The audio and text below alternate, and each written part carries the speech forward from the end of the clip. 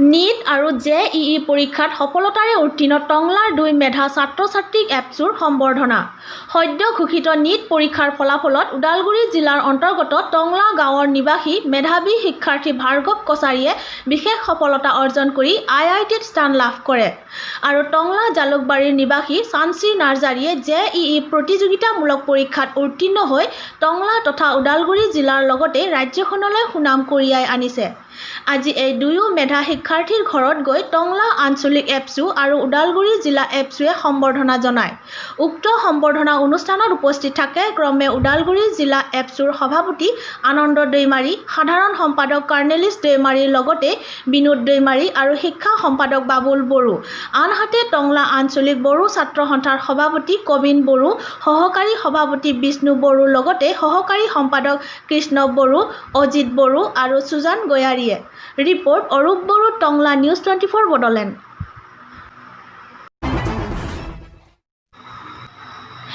BPFৰ আজব কাণ্ড।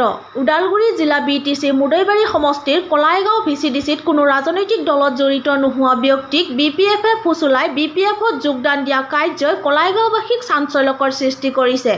চাওক আমাৰ সাংবাদিকৰ আগত BPFে ফুচুলাই নি যোগদান দিয়া ব্যক্তিসকলে কি কয়। ৰিপৰ্ট ভুৱন বুনিয়া আৰু জিতেন বসুমতাৰী, নিউজ 24 বড়োলেণ্ড। এই যে কাতি বিহু 1 তাৰিখ শনিবাৰ আছিল নেকি? শনিবাৰ আছিলে। ইদিনাখনে লগৰ বন্ধু দুজন আহিল ব্যৱসায়ী আৰু তাৰপিছত মই এনেকৈ কাতি বিহুৰ তাৰমানে উপলক্ষে এনেকৈ ওলাই গৈছিলোঁ। ওলাই যাই মানে তেওঁলোকৰো কিবা এটা বিশেষ দৰকাৰ আছিলে বোলে তেওঁলোকৰ ঘৰত। তাৰপিছত একেলগে গ'লোঁ, যাই দেখিলোঁ যে তাত এখন মিটিং চলি আছে। তথাপিতো মানে লগে লগে গুচি অহা নাই, মানে বেয়াও পাবতো। এনেকৈ মই তাত বহিলোঁ, একেলগে বহিলোঁ 3জন ব্যৱসায়ীকো। তাৰপিছত আমাৰ MLA ছাৰে ভাষণ দি আছে, তাক 2 এষাৰ শুনিলোঁ। তাৰপিছত জগদীশ ছাৰেও ভাষণ দিছে, 2 এষাৰ শুনিলোঁ। শুনাৰ পিছত যে এই তাতে জইনিং না কি কয় বোলে, এই কথাটোত মানে এখন নাৱল তাৰমানে হেৰি দিছে, কাপোৰ দিছে, গোটেই মানে মানুহক দি আছে। তাৰপিছত যাই থৈ লাষ্টত মানে মোৰো নাম ডাকিলে, মই তাতে কিন্তু নাম লিখি দিয়া নাই। তাৰপিছত ময়ো মানে বাধ্যমূলক মই লৈছোঁ আৰু আপুনি মানে মাতিছে যেতিয়া মই এটা লাজ সন্মানৰ হেৰিত মানে মই লৈছোঁ আৰু সৰু চোতালত। কি প্ৰতিক্ৰিয়া প্ৰকাশ কৰিব মানে মই বিৰাট দুখ পাইছোঁ। বোলে এইখন লোৱাৰ পিছত মানে তেওঁলোকে যে এই ফেচবুকত দিওঁতে মই বিৰাট দুখ পাইছোঁ। ইয়াত মই মানে মোৰ ঘৰৰ পৰিয়ালো দুখ পাইছে আৰু অন্যান্য ভাই বন্ধুবিলাকেও দুখ পাইছে। গতিকে তাত মই এতিয়া কি কৰিম, মই মানে বিৰাট দুখ প্ৰকাশ। মইতো আৰু বিশেষ একো নাজানো দেই। আৰু এই ক্ষেত্ৰত কিন্তু এনেকৈ যি BPF দলে মোক এনেকৈ কৰিব, মই বিৰাট মানে এটা দুখ পাইছোঁ আৰু। যোৱা কাতি মাহৰ 1 তাৰিখৰ দিনৰ ঘটনা, এইটোৰ বিষয়ে মই অকণমান ক'ব ওলাইছোঁ। যোৱা কাতি মাহৰ 1 তাৰিখে এই মোৰ দেউতা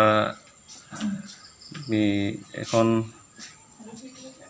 মানে গাঁৱত এই এঘৰটাত গৈ যিটো মানে লজ্জাজনক ঘটনা ঘটালে।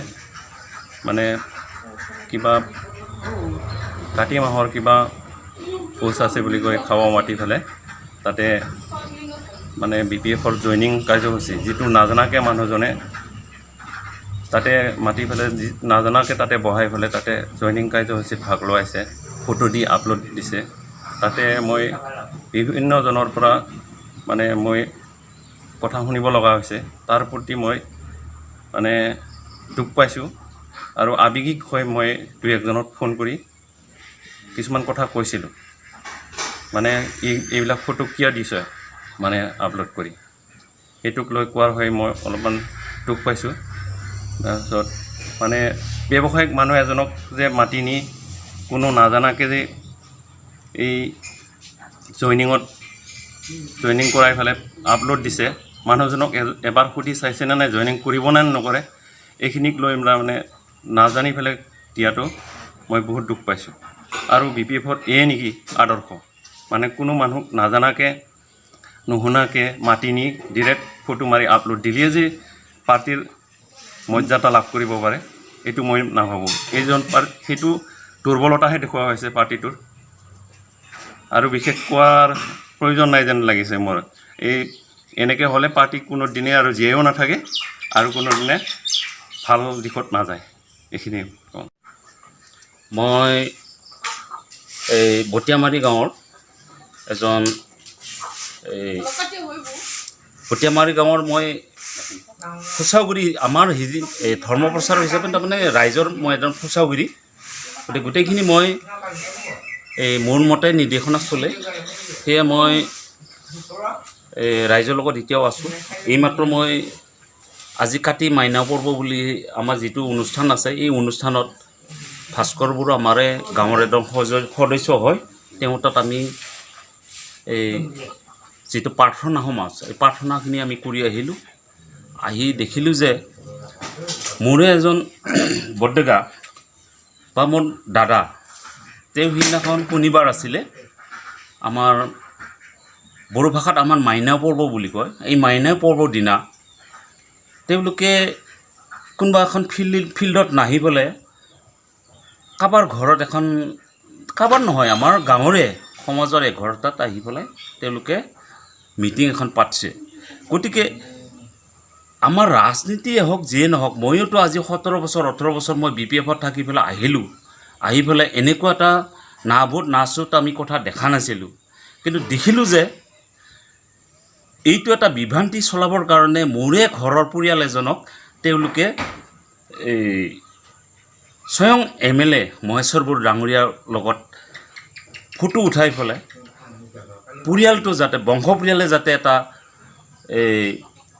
কেলেংকাৰী এটা হওক বুলি হেনে তেওঁলোকে এইটো এটা আমাৰ মাজত স্নেপ এৰি দিছে গতিকে সেইটোৱে মই মৰ্মান্তত দুখ পাইছোঁ এইকাৰণে দুখ পাইছোঁ তেওঁলোকে আমাৰ বহুত আছে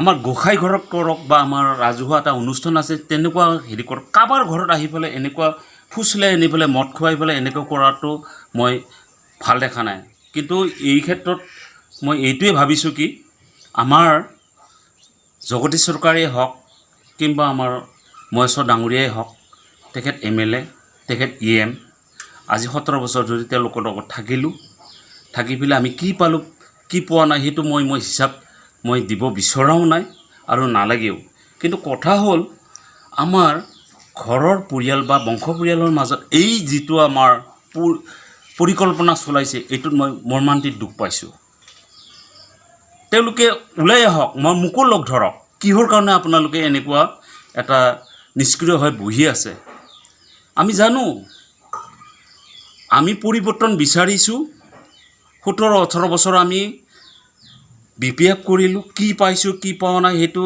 আমি হিচাপ দিব বিচৰা নাই কিন্তু কথা হ'ল কি আজি আমি নতুনত্ব এটা বিচাৰিছোঁ সেইটোৱে কিন্তু মোৰ ঘৰত আহি পেলাই তেওঁলোকে গৃহকণ্ডল এটা লগাব বিচাৰিছে এইখিনিয়ে মোৰ ক'বলগীয়া মই এই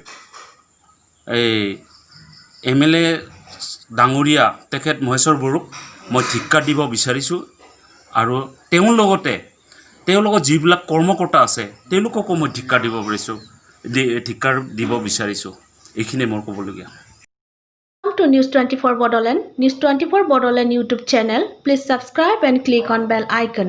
Thanks.